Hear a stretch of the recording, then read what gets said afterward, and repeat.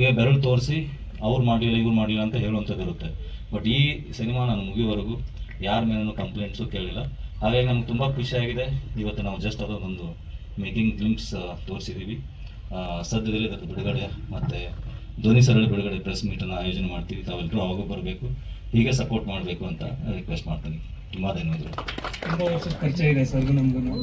ಮತ್ತು ನಮ್ಮ 2ನೇ ಸಿನಿಮಾ ನಾಯಕ ಪ್ರಜ್ವಲ್ ಬಂದಿದ್ದಾರೆ, ನನ್ನ ಸಿನಿಮಾದ ಕಲಾವಿದರುಗಳೆಲ್ಲ ಬಂದಿದ್ದಾರೆ, ಮತ್ತು ನಮ್ಮ ಬೆನ್ನಲ್ಲಿ ಇಲ್ಲೇ ಇದ್ದಾರೆ ಜೊತೆಲೇನೆ. ಇವರೆಲ್ಲರೂ ಸಹಕಾರ ಇಲ್ದೇನೆ, ಸಪೋರ್ಟ್ ಇಲ್ದೇನೆ ಮೂವಿ ಮಾಡೋಕ್ಕಾಗ್ತಿರ್ಲಿಲ್ಲ. ಎಲ್ಲರೂ ಕೂಡ ನಮ್ಗೆ ತುಂಬ ಸಪೋರ್ಟ್ ಮಾಡಿದ್ದಾರೆ. ಎಲ್ಲರಿಗೂ ಒಳ್ಳೇದಾಗಲಿ, ಮತ್ತು ನಿನಗಾಗಿಟ್ಟು ಅನ್ನೋ ಮೂವಿಗೂ ಒಳ್ಳೇದಾಗಲಿ. ಎಲ್ಲ ಕನ್ನಡ ಸಿನಿಮಾಗಳು ಬೆಳಿಬೇಕು, ಎಲ್ಲರೂ ಬೆಳಿಬೇಕು ಅನ್ನೋದೇ ನನ್ನ ಆಸೆ. Thank you. ಹಾಂ ಸರ್, ಶುರುವಾಗಿದ್ದು ಹೋದ ವರ್ಷ ಸರ್ ಸ್ಟಾರ್ಟ್ ಮಾಡಿದ್ದು. ಇವಾಗೊಂದು 4 ತಿಂಗಳ ಮ್ಯೂಸಿಕ್ ಎಲ್ಲ ರೆಡಿಯಾಗಿ ನಿಂತಿತ್ತು, ಮತ್ತೆ ರಿಲೀಸ್ ಮಾಡೋಣ ಅಂತ. ಇವಾಗ ಪ್ರೊಡಕ್ಷನ್ ಸ್ಟಾರ್ಟ್ ಆಗಿತ್ತು. ಇದಕ್ಕಿಂತ ಮುಂಚೆ ನಂದು 3 ಸಿನಿಮಾ ಆಗಿದೆ ಸರ್. 3 ಸಿನಿಮಾ ರಿಲೀಸ್ ಆಗಿದೆ. ವಿಕೃತಿಯಂ ಅಂತ ಒಂದಾಯಿತು, ಆಮೇಲೆ ನುಡಿಮುತ್ತು ಅಂತ ಸರ್ಕಾರಿ ಶಾಲೆ ಬಗ್ಗೆ ಒಂದು ಮಾಡಿದ್ದೆ ನಾನು, ಅದು ಕೂಡ ರಿಲೀಸ್ ಆಯಿತು. ಇವಾಗ ಮೊನ್ನೆ ಕನವರಿಕೆ ಅಂತ ಒಂದು ಸಿನಿಮಾ ರಿಲೀಸ್ ಮಾಡಿತ್ತು. ಇದು ನನ್ನ 4ನೇ ಸಿನಿಮಾ. ಸ್ವಯಂ ಅಂದರೆ ನಾನೇ ಅನ್ನೋದಲ್ಲೇ ಇರ್ತಿದ್ದೀರ ಸರ್. ಸ್ವಯಂ ನನ್ನ ಭೋ ಅನ್ನೋದೇನೆ ಸ್ವಯಂ ಭೋ. ಭೋ ಅಂದರೆ ಒಂದು ಆಕ್ರೋಶ ಹೇಗಿರುತ್ತೆ, ಕಾಮ ಕ್ರೋಧ ಲೋಪ ಮೋಹ ಮದ ಮತ್ಸರಗಳೆಲ್ಲ ಕೂಗಿರೋದೇ ಭೋ. ಅದು ನನ್ನಲ್ಲಿಂದ ಹೊರಗಡೆ ಬಂದಾಗ ಅದು ಯಾವ ರೀತಿ ಪ್ರಕಟಣೆ ಆಗುತ್ತೆ ಅನ್ನೋದೇ ನಮ್ಮ ಸಿನಿಮಾ. ಎಲ್ಲರೂ ಬಂದು ನೋಡ್ಬೇಕು ನೀವು. ಸಿನಿಮಾ ಮುಖಾಂತರ ಜನಗಳಿಗೆ ಮೆಸೇಜ್ ಕೊಡೋದೇನಿಲ್ಲ ಸರ್. ಎಲ್ಲರೂ ಎಲ್ಲ ಮಾಡಿಬಿಟ್ಟಿರೋದೆ. ಸಿನಿಮಾ ಅನ್ನೋದೆಲ್ಲ ರೆಡಿ ಆಗ್ಬಿಟ್ಟಿದೆ. ಹಿಂದೆ ಮಾಡಿದ್ದಾರೆ, ಮುಂದೆ ಬರ್ತಾನೆ ಇರುತ್ತೆ. ಇದ್ರಲ್ಲಿ ನಮ್ಮದೇನೋ ಒಂದು ವಿಭಿನ್ನವಾಗಿದೆ ಅಂತ ನಾನು ಹೇಳ್ತೀನಿ. ಎಲ್ರಿಗೂ ಒಂದು ಸಿನಿಮಾ ನೋಡಿ. ಅಂಶ ಅಂದ್ರೆ ತಂದೆ ಮಗಳ ಪ್ರೀತಿ ಆಗ್ಬೋದು. ತಂದೆ ಮಗಳ ಪ್ರೀತಿ, ಒಂದು ಲವ್ ಸ್ಟೋರಿ, ತುಂಬಾ ಒಳ್ಳೆ ಲವ್ ಸ್ಟೋರಿ ಇದೆ. ಒಬ್ಬ ಕ್ರೂರಿ ಆದ್ರೆ ಹೇಗಾಗುತ್ತೆ ಅನ್ನೋದು. ಕ್ರೂರಿ ಅಂತ ಇದ್ರಲ್ಲಿ ಯಾವುದು ಬಿಟ್ಕೊಟ್ಟಿಲ್ಲ. ನೀವು ಸಿನಿಮಾ ನೋಡಿದ್ರೆ ಕ್ರೂರಿ ಅಂತ ಗೊತ್ತಾಗುತ್ತೆ. ಒಂದು ಲವ್ ಸ್ಟೋರಿ ಇದೆ, ಒಂದು ತಂದೆ ಮಗಳ ಬಾಂಧವ್ಯ ಇದೆ, ಮತ್ತು ಅದಲ್ಲದೆ ಒಂದು ಪ್ರಕೃತಿ ನಡೆದಿರುವಂತಹ ಒಂದು ಸುಂದರವಾದ ಕತೆ. ಇದನ್ನು ನೀವು ಥಿಯೇಟರ್ ಬಂದು ನೋಡ್ಬೇಕು ಸರ್. ಮಂಡ್ಯ, ಚನ್ನಪಟ್ಟಣ, ಕೋಡಂಬಳ್ಳಿ ಮತ್ತೆ ಚಾಮರಾಜನಗರ ಸೈಡ್, ಆ ಸೈಡ್ ಕಾಡಂತದಲ್ಲಿ ಅದೆಲ್ಲ ಮಾಡಿದ್ದೀವಿ ಸರ್.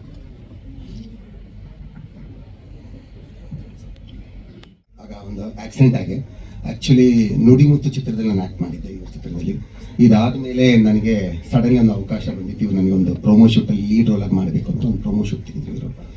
ಸೊ ಪ್ರೊಮೋ ಶೂಟ್ ತೆಗೆದಾಗ ತುಂಬ ಖುಷಿ ಪಟ್ಟೆ. ವಿತಿನ್ ಡೇ ಒಂದು 4 ಸೀನ್ಸ್ ಮಾಡಿ ವಿತಿನ್ ಎ ಮಂತ್ ಅದನ್ನು ಅವರು ನನಗೆ ಬಂದು ತೋರಿಸಿದ್ರು. ತುಂಬ ಖುಷಿ ಆಯಿತು. ಶಾಕಿಂಗ್ ಏನು ಹೋಗ್ತಂದರೆ ಪ್ರೊಡ್ಯೂಸರ್ ಕೈ ಕೊಟ್ಬಿಟ್ಟು, ಸರ್ ಪ್ರೊಡಕ್ಷನ್ ಮಾಡೋಕ್ಕಾಗಲ್ಲ, ಪ್ರೊಡ್ಯೂಸ್ ಮಾಡಿ ನಿಲ್ಲಿಸ್ತಾ ಇದ್ದೀವಿ ಅಂತ ಹೇಳ್ಬಿಟ್ಟು ಸಡನ್ಲಿ ಶಾಕ್ ಆದೆ ನಾನು. ಆವಾಗ ನಾನು ಅಷ್ಟು ದೊಡ್ಡ ವ್ಯಕ್ತಿ ಅಲ್ಲ. ಸೊ ನಾನೇನು ಮಾಡಿದೆ, ನನ್ನ ಫ್ರೆಂಡ್ಸ್ ಎಲ್ಲ ಸರ್ಕಲ್ ತಗೊಂಡು ಒಂದು ಸ್ವಲ್ಪ ಫೈನಾನ್ಸ್ ಮಾಡಿ ನಾನೇ ಚಿತ್ರನ ಬರೋಣ ಅಂತ ಅಂದ್ಕೊಂಡೆ. ಚಿತ್ರಕಥೆ ಕೇಳಿದಾಗ ನನಗನ್ನಿಸ್ತು ಇನ್ನೂ ಸ್ವಲ್ಪ ಸಾಲಲ್ಲ ಅಂತ. ಸೊ ಆವಾಗ ನಾನು ಜೊತೆ ಕೂತ್ಕೊಂಡೆ. ನಾವಿಬ್ಬರು ಆಲ್ಮೋಸ್ಟ್ 1 ಮಂತ್ ಪ್ರೀ ಪ್ರೊಡಕ್ಷನ್ 2024 ಆಗಿದ್ದು. ಅಕ್ಟೋಬರಲ್ಲಿ ಸ್ಟಾರ್ಟ್ ಮಾಡಿದ್ವಿ ನಾವು.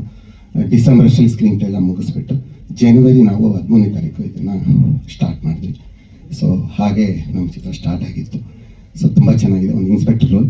It's completely suspense thriller, revenge concept ಇದೆ ಇದು ಕೂಡ. ಸೊ ಅಫ್ಕೋರ್ಸ್ ಅವ್ರು ಹೇಳಿದಾಗೆ ಎಲ್ಲ ತುಂಬ ಚಿತ್ರಗಳು ಈ ಥರ ಬಂದಿದೆ. ಸೊ ಇದು ಅದೇ ಥರ. ಅದರಲ್ಲಿ ಒಂದು ರಿವೆಂಜ್, ಯಾವ ಥರ ಒಬ್ಬ ಮನುಷ್ಯ ಕೆಟ್ಟವನಾಗ್ತಾನೆ, ಹೇಗೆ ಅವನು ಒಳ್ಳೆತನದಿಂದ ಕೆಟ್ಟತನಕ್ಕೆ ಬರ್ತಾನೆ ಅನ್ನೋದನ್ನು ತೋರಿಸಲಿಕ್ಕೆ ಪ್ರಯತ್ನ ಪಟ್ಟಿದ್ದೀವಿ. Thank you sir. Sir Apeksha Pai ಅಂತ ತುಂಬ ಕಷ್ಟಪಟ್ಟು ಸರ್ ಪೋಸ್ಟ್ ಪ್ರೊಡಕ್ಷನಲ್ಲಿ ನಾವು ನಿಜವಾಗಿ ಹೇಳಬೇಕಾಗುತ್ತೆ. ಎಡಿಟರ್ ಅಭಿಷೇಕ್ ರಾವ್ ಅಂತ ತುಂಬಾ ನನಗೆ ಸ್ವಲ್ಪ ಸಪೋರ್ಟ್ ಮಾಡಿದ್ರು. ಆ್ಯಂಡ್ ನಾನಂತೂ ನಮ್ಮ ಸಾತ್ವಿಕ್ ಪಡೆಯರು, ಇಲ್ಲಿ ನಮ್ಮ ಉಪ್ಪಿನಂಗಡಿಯಿಂದ ಬಂದಿದ್ದಾರೆ ಇವ್ರಿಗೆ ನಾನು ಪೂರ್ತಿ ಸಮಯ ಕೊಟ್ಟೆ. ಇವರೇ ಆಲ್ಮೋಸ್ಟ್ 6 ಮಂತ್ಸ್ ತೊಗೊಂಡ್ರು ನನಗೆ. ನಾನು ಅವ್ರ ತೊಂದರೆನೇ ಕೊಡಲಿಲ್ಲ. ನೀವೇನು ಬೇಕಾದ್ರೆ ಮಾಡಿ ಸತ್ವಿಕ್, ಚೆನ್ನಾಗಿ ಮಾಡಿ ಅಂತ ಬಿಟ್ಬಿಟ್ಟೆ. ಆಲ್ಮೋಸ್ಟ್ 6 ಮಂತ್ಸ್ ತೊಗೊಂಡ್ರು ಈ ಸಾಂಗ್ಸ್ ಎಲ್ಲ ಮಾಡಲಿ. ಆ್ಯಂಡ್ ಬ್ಯಾಕ್ಗ್ರೌಂಡ್ ಸ್ಕೋರ್ ಎಲ್ಲ ತುಂಬ ಚೆನ್ನಾಗಿ ಮಾಡಿದ್ದಾರೆ. ಅಪೇಕ್ಷಾ ನನ್ನೊಂದು ಚಿಕ್ಕ ಮಗು ವಾಯ್ಸ್ ಬೇಕಂದಾಗ ಇವರೇ ನನಗೆ ಆ ಹುಡುಗಿ ಅಪೇಕ್ಷಾ ಪೈ ಜೊತೆಗೆ ಇದು ಮಾಡಿದ್ರು, ಕನೆಕ್ಷನ್ ಕೊಟ್ಟರು. ತುಂಬ ಚೆನ್ನಾಗಿ ಹಾಡ್ಕೊಟ್ಟಿದ್ರು ಹುಡುಗಿ. ಎಲ್ಲ 3 ಸಾಂಗ್ಸು ಡಿಫ್ರೆಂಟಾಗಿ ಮಾಡಿದ್ದಾರೆ ಸರ್. ತುಂಬ ಖುಷಿ ಆಯ್ತು ನನಗೆ. ಕೇಳಿದ್ದಕ್ಕಿಂತ ಹೆಚ್ಚಾಗಿ ಕೊಟ್ಟಿದ್ದಾರೆ. ಅದಕ್ಕೆ ತುಂಬ ಥ್ಯಾಂಕ್ಸ್ ಹೇಳಬೇಕು ಅವರಿಗೆ. Sir may end Sunil sir ಮಾತಾಡ್ತಿದ್ದೀವಿ. So maybe may end ಅಥವಾ ಜೂನ್ ಫಸ್ಟ್ ವೀಕಲ್ಲಿ ರಿಲೀಸ್ ಮಾಡೋಣ ಅಂತ ಇದ್ದೀವಿ ಸರ್ ಉಪ್ಪಿನಂಗಡಿಯಿಂದ. ಸೊ ಮೊದಲನೇದಾಗಿ ಸೂರ್ಯ ಸರ್ ಅವರಿಗೆ ತುಂಬ ಥ್ಯಾಂಕ್ ಯು ಹೇಳ್ತೇನೆ. ಯಾಕಂದರೆ ಕನ್ನಡದಲ್ಲಿ ನಂದು ಮೊದಲನೇ ಸಿನಿಮಾ ಮ್ಯೂಸಿಕ್ ಡೈರೆಕ್ಟರ್ ಆಗಿ. ಸೊ ಇದಕ್ಕಿಂತ ಮುಂಚೆ ಜವಾನ್ ಅಂತ ಒಂದು ಕೊಂಕಣಿ ಸಿನಿಮಾ ಮಾಡಿದ್ದೆ. ಮೋಸ್ಟ್ಲಿ ಅದನ್ನು ಇದೇ ಥಿಯೇಟ್ರಲ್ಲಿ ಒಂದು ಶೋ ಆಗಿತ್ತು. ಸೊ ಬೇರೆ ದೇಶದಲ್ಲೂ ಅದು ತುಂಬ ಶೋಸ್ ಆಗಿದೆ. ಸೊ ಕನ್ನಡದಲ್ಲಿ ಒಂದು ವೈಡ್ ಆಡಿಯನ್ಸ್ ರೀಚ್ ಆಗಬೇಕಾದ್ರೆ ನಮಗೆ ಲ್ಯಾಂಗ್ವೇಜಲ್ಲಿ ನನ್ನ ಕನ್ನಡನೇ ಸ್ವಲ್ಪ ಇಷ್ಟ, ಮತ್ತು ಈ ಭಾಷೆಯನ್ನೇ ನಾವು ಒಂದು ಮಾಧ್ಯಮವಾಗಿ ಪಡಿಬೇಕಾಗ್ತದೆ. ಯಾಕಂದರೆ ಕೊಂಕಣಿಯಲ್ಲಿ ಏನು ಮಾಡಿದ್ರು ನಮಗೊಂದು ರೀಜನಲ್ ಆಸ್ಪೆಕ್ಟ್ ಇತ್ತು. ಸೊ ಅದಕ್ಕೋಸ್ಕರ ನಾನು ತುಂಬ ಥ್ಯಾಂಕ್ಸ್ ಹೇಳಲಿಕ್ಕೆ ಇಷ್ಟಪಡ್ತೇನೆ ಸರ್ಗೆ. ಒಂದು ಒಳ್ಳೆ ಎಕ್ಸ್ಪೀರಿಯನ್ಸ್ ಈ ಸಿನಿಮಾದಲ್ಲಿ. ಮೂರು ಹಾಡು ಬಂದಿದೆ, ಮತ್ತು ಬ್ಯಾಕ್ಗ್ರೌಂಡ್ ಸ್ಕೋರಿಂಗ್ ಆಗಲಿ, ಒಂದು ಇಮೋಷ್ನಲ್ ಆಗಲಿ, ಮತ್ತು ರೇಜ್ ಇರುವಂಥ ಒಂದು ಕೆಲವು ಸೀಕ್ವೆನ್ಸಸ್ಸು. ಸೊ ನೀವು ಮೂವಿ ನೋಡಿದರೆ ನಿಮ್ಗೆ ಗೊತ್ತಾಗುತ್ತೆ. Thank you. Like second P U ಆದ ನಂತರ ಚೆನ್ನೈಯಲ್ಲಿ ಮ್ಯೂಸಿಕ್ ಕಲ್ತಿದ್ದೆ. ಅಲ್ಲಿ KM college of music and technology ಅಂತ, ಸೊ AR ರೆಹಮಾನ್ ಅವ್ರದ್ದು ಕಾಲೇಜು. ಸೊ ಅಲ್ಲಿ ಮ್ಯೂಸಿಕ್ದು ಡಿಗ್ರಿ ಎಲ್ಲ ಮಾಡಿ ಆಮೇಲೆ ಊರಿಗೆ ಬಂದ್ಬಿಟ್ಟು ರಿಲೀಸ್ ಇರ್ಬೋದು. ಆಲ್ರೆಡಿ ಕೆಲವೊಂದು ಅಪ್ರೂವಲ್ಸ್ಗಳನ್ನ ತೊಗೊಳ್ತಾ ಇದ್ದೀವಿ. ಅಂದರೆ ಫಸ್ಟ್ ಲೆವೆಲ್ ಹೊಸಬ್ರ ಚಿತ್ರ ಆಗಿರೋದ್ರಿಂದ ನಾವು ಮ್ಯಾಕ್ಸಿಮಮ್ ಪುಷ್ ಮಾಡಿ ಡಬ್ಬಿಂಗ್ ರೈಟ್ಸ್ ಇರ್ಬೋದು ಅಥವಾ OTTದು ಅದು ಒಂದು ಸೆಕ್ಯೂರ್ ಮಾಡಿಕೊಂಡು ರಿಲೀಸ್ ಮಾಡೋಣ ಅಂತ ಒಂದು ಪ್ಲ್ಯಾನ್ ಮಾಡ್ತಾ ಇದ್ದೀವಿ. ಆ್ಯಕ್ಚುಲಿ ಈ ಇಮಿಡಿಯೇಟ್ನ ರಿಲೀಸ್ ಅಂತ ಟೀಮ್ ಕಡೆಯಿಂದ ಆಸೆ ಇದೆ, ಯಾಕಂದರೆ ಪ್ರತಿಯೊಬ್ಬರು ಸ್ಕ್ರೀನಲ್ಲಿ ನೋಡಬೇಕು ಅಂತ ಆಸೆ ಇದ್ದೇ ಇರುತ್ತೆ. ಬಟ್ ಅವ್ರಿಗೆ ಸ್ವಲ್ಪ ಕಂಟ್ರೋಲ್ ಮಾಡ್ಕೊಳ್ಳಿ, ಇದೊಂದು 2 ಬಿಸ್ನೆಸ್ಸನ್ನು ಟ್ರೈ ಮಾಡೋಣ. ಅದನ್ನ ನೋಡಿಕೊಂಡು ನಾವು ಒಂದು ಡೇಟ್ ಡಿಸೈಡ್ ಮಾಡಿ, ಯಾಕಂದರೆ ಒಂದು ಸೈಡ್ ನಾವು ಸೆಕ್ಯೂರ್ ಆದರೆ ಥಿಯೇಟ್ರಿಕಲ್ ಏನು ನಮ್ಮ ಪ್ರಯತ್ನ ಮಾಡ್ತೀವಿ. ಒಂದು 30 ಥಿಯೇಟ್ರ್ಗಳಿಗೆ ರಿಲೀಸ್ ಮಾಡುವಂಥ ಪ್ರಯತ್ನ ಇದೆ. ಚೆನ್ನಾಗಿ ರೆಸ್ಪಾನ್ಸನ್ನು ನೋಡಿಕೊಂಡು ಸೆಕೆಂಡ್ ವೀಕ್ ಥರ್ಡ್ ವೀಕ್ ಬೇರೆ ಬೇರೆ ಸಿಟಿಗಳಿಗೆ ಎಕ್ಸ್ಪ್ಯಾಂಡ್ ಮಾಡುವಂಥ ಪ್ಲ್ಯಾನ್ಸ್ಗಳಿದೆ. ಸೊ ಇದು ರಿಲೇಟೆಡ್ ಪ್ರಮೋಷನ್ಸನ್ನು ಈಗ ಮೋಸ್ಟ್ಲಿ ಈ ಪ್ರೆಸ್ ಮೀಟ್ ಮುಗಿದ ತಕ್ಷಣದಿಂದ ಸ್ಟಾರ್ಟ್ ಆಗುತ್ತೆ. ಹಾಂ ಸರ್, ಈಗ ಆಲ್ಮೋಸ್ಟ್ ನಾವು ಒಂದು ಫಸ್ಟ್ ಲೆವೆಲ್ ಪಿಚ್ ಏನಿರುತ್ತೆ ಅಂದರೆ ಒಂದು ಸೇಲ್ ಮಾಡೋಕ್ಕೆ ನಾವು ಪ್ರಯತ್ನ ಮಾಡ್ತೀವಿ. ಅಂದರೆ ನಮ್ಮದೇ ಆದಂಥ ಒಂದು ಎಕ್ಸ್ಪೆಕ್ಟೇಷನ್ ಬಜೆಟ್ ಇರುತ್ತೆ. ಬಟ್ ಕಂಟೆಂಟ್ ನೋಡಾದ್ಮೇಲೆ OTT ಕಂಪನಿಯವರು ಬೈಯಿಂಗ್ ಆಪ್ಷನ್ಸ್ಗಳನ್ನ ನೋಡ್ತಿರ್ತಾರೆ. ಬಟ್ ಸರ್ ಅದರಲ್ಲಿ ಹೆಂಗಿದೆ ಅಂದರೆ OTTಯಲ್ಲಿ ಸ್ಯಾಟಲೈಟು OTT ಕಂಬೈನ್ ತೊಗೊಳ್ಳೋವಂಥವ್ರು ಕೆಲವೊಂದು ಚಾನಲ್ಸ್ಗಳಿರ್ತವೆ. ಕಂಪನಿಗಳು ಎಲ್ಲ ರೈಟ್ಸನ್ನು ಬೈ ಮಾಡುವಂಥ ಆಪ್ಷನ್ಸ್ಗಳಿರುತ್ತೆ. ಅಲ್ಲಿ ಆಗಲಿಲ್ಲ ಅಂದರೆ ನಾವು ನಾನ್ ಎಕ್ಸ್ಕ್ಲೂಸಿವ್ ಮಾಡಲಲ್ಲಿ 20-30 OTTಗಳಿಗೆ ಕಂಟೆಂಟನ್ನು ಕೊಡ್ತಾ ಇದ್ದೀವಿ. ಅಲ್ಲಿ ಶೇರಿಂಗ್ ಬೇಸಿಸಲ್ಲಿ ಹೋಗುತ್ತೆ, ಅವಾಗ ಬೈ ಮಾಡಲ್ಲ. ನಾನ್ ಎಕ್ಸ್ಕ್ಲೂಸಿವ್ ಮಾಡಲ್ ಇದ್ದಾಗ ಪೇ ಮಾಡಲ್ಲ, ಅದು ಶೇರಿಂಗ್ ಮಾಡಲಲ್ಲಿ ಹೋಗುತ್ತೆ ಸರ್. ಅದು ಕಂಟೆಂಟ್ ಮೇಲಿಂದ ಇದೆ. ನಮ್ಮ ಪ್ರಾಡಕ್ಟ್ ಅಂತ ನಾವು ತೊಗೊಂಡಾಗ ನಾವು ಅದನ್ನು ಪಾಸಿಟಿವ್ ಆಗಿ ಅದಕ್ಕೆ ಎಕ್ಸ್ಪ್ಲೈನ್ ಮಾಡಿ, ಅದಕ್ಕೆ ಆದಂಥ ಬಿಸ್ನೆಸ್ ಡೆಕ್ಗಳನ್ನ ಪ್ರೆಸೆಂಟೇಷನ್ ಮಾಡಿ ನಾವು ಪಿಚ್ಗಳನ್ನ ಮಾಡ್ತೀವಿ ಪ್ರತಿಯೊಂದು ಕಂಪನಿ. ಯಾಕಂದ್ರೆ ಪ್ರಾಡಕ್ಟು ಈಗ ಪ್ರೊಡ್ಯೂಸರ್ ಎಷ್ಟು ಹಾಕಿದಾರೆ ಅಂತ ಅವ್ರಿಗೆ ಗೊತ್ತಿರುತ್ತೆ. ಒಂದು ಬಜೆಟ್ ನಮ್ಗೆ ಹೇಳಿರ್ತಾರೆ, ಬಟ್ ನಮ್ಮ ಪ್ರಯತ್ನ ನಾವು ಮಾಡ್ತೀವಿ. ಅದು ಇಷ್ಟಕ್ಕೆ ಸೇಲ್ ಆಗಲಿ ಅಂತ ಒಂದು ಆಸೆ ಇರುತ್ತೆ. ಬಟ್ ಅದು ಮೀರಿ ಇನ್ನು ಬಯರ್ಸ್ ಡಿಸಿಷನ್. ಯಾಕಂದರೆ ಎಟ್ ಎ ಟೈಮ್ ಒಂದೇ ವೀಕ್ದಲ್ಲಿ ನಾವು ಮುಂಬೈ ಕಂಪನೀಸ್ಗಳಿಗೆ ಕೆಲವೊಂದು ಇಂಟ್ರಾಕ್ಟ್ ಮಾಡ್ತಿರ್ಬೇಕಾದ್ರೆ ಒಂದೇ ವೀಕಲ್ಲಿ 200-300 ಸಿನಿಮಾಗಳು ಬಂದಿರುತ್ತೆ ಎಲ್ಲ ಭಾಷೆಗಳಿಂದ. ಸೊ ಅದರಲ್ಲಿ ನೋಡಿ ಫಿಲ್ಟರ್ ಆಗಿ ಸೆಲೆಕ್ಟ್ ಮಾಡೋಷ್ಟರಲ್ಲಿ ಸೆಲೆಕ್ಷನ್ ಕಮಿಟಿ ಅದರದೇ ಆದಂಥ ಸೆಲೆಕ್ಷನ್ ಕಮಿಟಿ ಇರುತ್ತೆ. ಒಂದು ಯಾವುದೋ ಸಿನಿಮಾ ತೊಗೋಬೇಕಂದ್ರೂ ಅವರು ಕೂಡ ಇದು ಸಿನಿಮಾ ನಾನು ತೊಗೊಂಡು ರಿಲೀಸ್ ಮಾಡಿದ್ರೆ ನನಗೇನು ರೆವೆನ್ಯೂ ಸಿಗುತ್ತೆ ಅಂತ ಕ್ಯಾಲ್ಕುಲೇಷನ್ಸ್ ಇರುತ್ತೆ. ಸೊ ಅಲ್ಲಿ ಫೈನಾನ್ಸು, ಬಾಯರ್ಸು, ಅವ್ರ ಸೇಲ್ಸ್ ಟೀಮ್ ಎಲ್ಲ ಕನ್ವಿನ್ಸ್ ಮಾಡಿ ಆಗೋಷ್ಟರಲ್ಲಿ ಸ್ವಲ್ಪ ಲೇಟ್ ಆಗುತ್ತೆ. ಬಟ್ ನಮ್ಮ ಪ್ರಯತ್ನ ನಾವು ಮಾಡ್ತೀವಿ ಸರ್. ಹಾಂ ಸರ್, ಆಲ್ರೆಡಿ ನಾವು ಟೋಟಲ್ ನಮ್ಮ ಸಂಸ್ಥೆಯಿಂದ ಒಂದು 40 ಸಿನಿಮಾಗಳನ್ನ ಆಲ್ರೆಡಿ ಕಂಟೆಂಟ್ಗಳನ್ನ ಕೊಟ್ಟಿದ್ದೀವಿ, ಸಪ್ಲೈ ಮಾಡಿದ್ದೀವಿ ಕನ್ನಡ ಫಿಲ್ಮ್ಸು. ಕೆಲವೊಂದು ಸೇಲ್ ಕೂಡ ಆಗಿದೆ. ನನಗೆ ಸರ್ ಕೊರೋನಾಗಿಂತ ಮುಂಚೆ ಆಲ್ಮೋಸ್ಟ್ ನಮಗೆ ಈಸಿ ಸೇಲ್ಗಳು ಇರ್ತಿತ್ತು. ಒಂದು ಸಿನಿಮಾನ ಯಾವ್ದಾದ್ರು ಪಿಚ್ ಮಾಡಿದ್ರೆ ವಿದಿನ್ 30 days 40 days ಏನೋ ಒಂದು ನಮ್ಮ ಎಕ್ಸ್ಪೆಕ್ಟೇಷನ್ ವ್ಯಾಲ್ಯೂಗೂ ಅಥವಾ ಒಂದು ನೆಗೋಷಿಯೇಟ್ ಮಾಡಿದಂಥ ಒಂದು ವ್ಯಾಲ್ಯೂಗೆ ಸೇಲ್ಗಳು ಆಗ್ತಾ ಇತ್ತು. ಬಟ್ ಆಫ್ಟರ್ ಕೊರೋನಾ ಇದೆಯಲ್ಲ, ಪ್ರತಿಯೊಂದು ಸಿನಿಮಾನ ನಾವು ಸೇಲ್ ಅಂತ ತೊಗೊಂಡಾಗ ಅದು 3 to 4 months ಥರ ಟೈಮ್ ಲೈನ್ ಹೋಗ್ತಾ ಇದೆ. ಮುಂಚೆ ಈಸಿಯಾಗಿ ಚಾನಲ್ ಅವ್ರು ಬೈ ಮಾಡ್ತಿದ್ರು, ಯಾಕಂದ್ರೆ ಅವ್ರ ಕಾನ್ಫಿಡೆನ್ಸ್ ಇತ್ತು ಎಲ್ಲೋ ಅವರು ಕೂಡ ರೆವೆನ್ಯೂ ಮಾಡ್ಬೋದು ಅಂತ. ಬಟ್ ಈಗ ಏನಾಗಿದೆ ಅಂದರೆ ಬೈಯಿಂಗ್ ಕಂಪನೀಸ್ ಹೇಳ್ತಾರೆ ಅಂದರೆ ಪ್ರೊಡ್ಯೂಸರ್ಸೇ ಬಂದು, ನಮ್ಮ ಸೌತ್ ಇಂಡಿಯನ್ ಪ್ರೊಡ್ಯೂಸರ್ಸೇ ಬಂದು ಫ್ರೀಯಾಗಿ ತೊಗೊಳ್ಳಿ, ನನ್ನ ಸಿನಿಮಾ ಹಾಕೊಳ್ಳಿ, ಬಂದಷ್ಟು ಕೊಡಿ ಅಂತ ಇರುವಾಗ ನಾವು ತೊಗೊಳ್ಳೋದೇನು ಹೆಸರೇನಿಲ್ಲ, ಪರ್ಚೇಸ್ ಮಾಡೋದು ಹೆಸರಿಲ್ಲ ಅಂತ ಅದು ಮೋಸ್ಟ್ಲಿ ನಮ್ಮ ಕಡೆಯಿಂದ ಮಿಸ್ಟೇಕ್ ಆಗಿದೆ ಇಲ್ಲಿ ಅಂತ ಗೊತ್ತಿಲ್ಲ.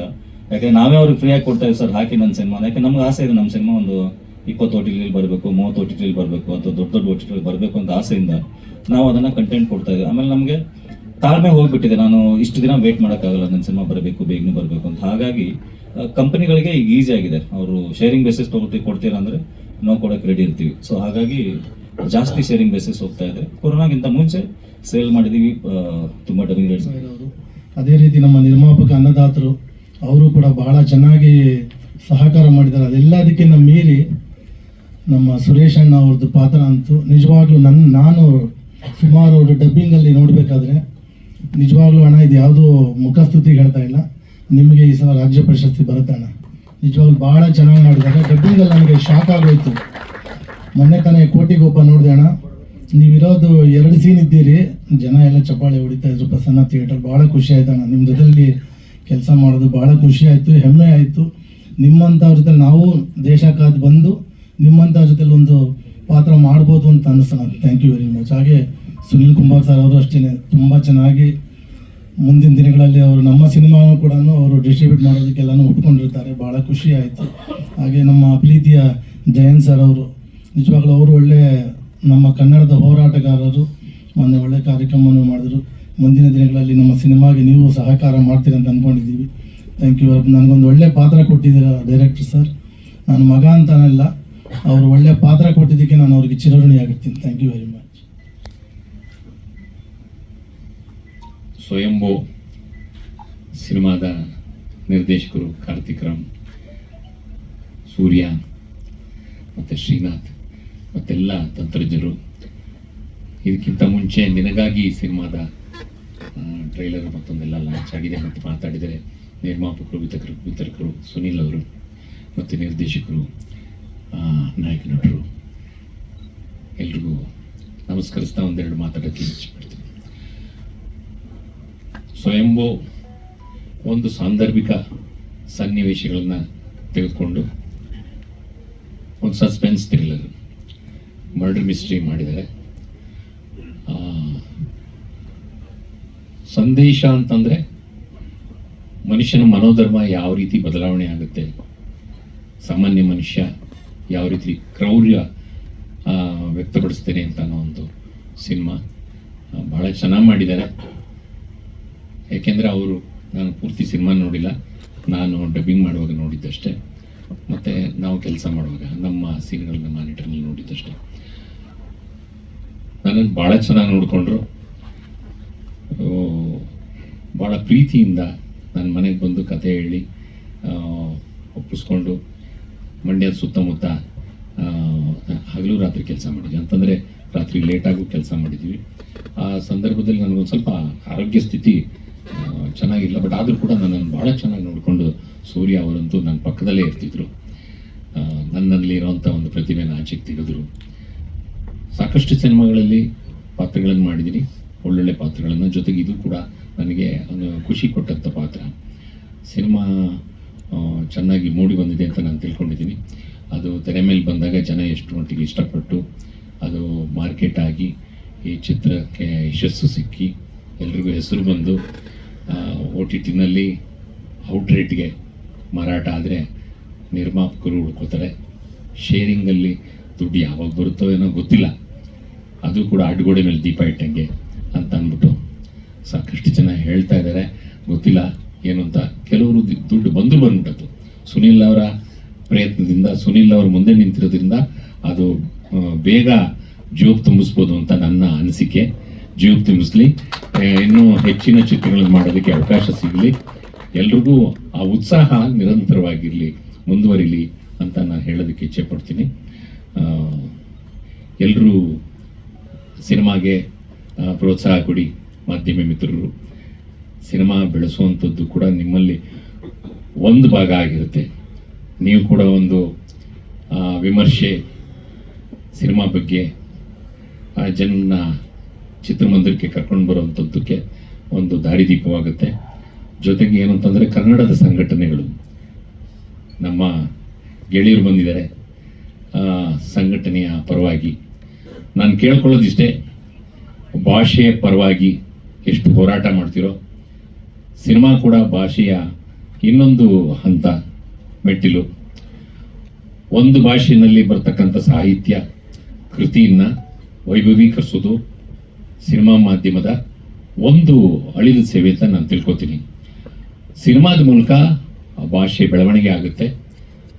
ಅದರಲ್ಲೂ ಕನ್ನಡ ಸಿನಿಮಾ, ಕನ್ನಡ ಭಾಷೆಯ ಒಂದು ಬೆಳವಣಿಗೆಗೆ ಒಂದು ಮೆಟ್ಟಿಲು ಅಂತ ನಾನು ಹೇಳ್ತೀನಿ. ಕಲಾವಿದನಾಗಿ ನಾವು ಕೂಡ ಭಾಷೆಯ ಮೂಲಕ ನಾವು ಕಲಾವಿದರಾಗಿರೋ, ಭಾಷೆ ಅನ್ನೋದು, ಭಾಷೆಯನ್ನು ಬೆಳೆಸುವಂಥದ್ದು ಕನ್ನಡ ಪರ ಸಂಘಟನೆಗಳಿಗೆ ಆದ್ಯ ಕರ್ತವ್ಯ ಅಂತ ನಾನು ತಿಳ್ಕೊಂಡಿದ್ದೀನಿ. ಅದೇ ರೀತಿ ಚಿತ್ರಮಂದಿರವನ್ನು ತುಂಬಿಸುವಂಥದ್ದು ಎಲ್ಲ ಚಿತ್ರಗಳ ಮೂಲಕ ಒಂದು ಭಾಗ ನಿಮ್ಮ ಚಳವಳಿಯಲ್ಲಿ ಇದಕ್ಕೆ ಆದ್ಯತೆ ಕೊಡಿ ಅಂತ ನಾನು ಕಳಕಳಿಯ ಪ್ರಾರ್ಥನೆ ಮಾಡ್ಕೋತೀನಿ.